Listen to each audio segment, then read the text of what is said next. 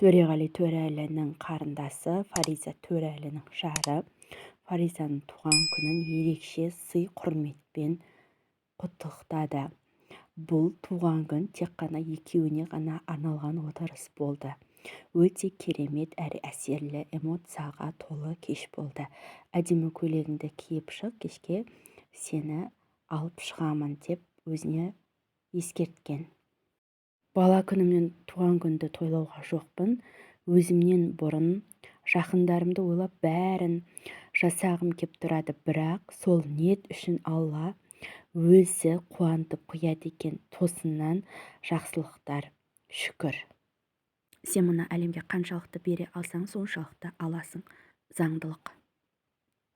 Күннің батысы Риц қонақ үйінің ең биігінде әдемі кешкі ас, ғажайып көрініс. Менің жүзімде күлкімнің, көзімдегі махаббаттың себепшісі.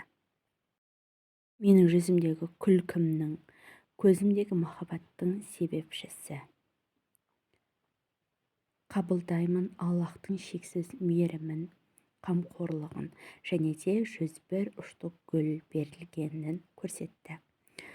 Ал ендеше өте керемет кештің әсерлі болғанын қалаймыз. Бұл күні жыл сайын өмірге алып келген ата-анамды қуантамын. Гүлдерді көріп талып қала жаздадым. Осындай гүл шоғы жайлы Фәләк қыздарына айтып берем, бұйырса еш қашан жолдасыма намек та басқасында айтпаппын. Фариза Төреәлі өте сабырлы және өте салиқалы жар. Осындай қазақ қыздары көп болсын, осындай жас отбасыларымыз өте биік дәрежеге жете берсін.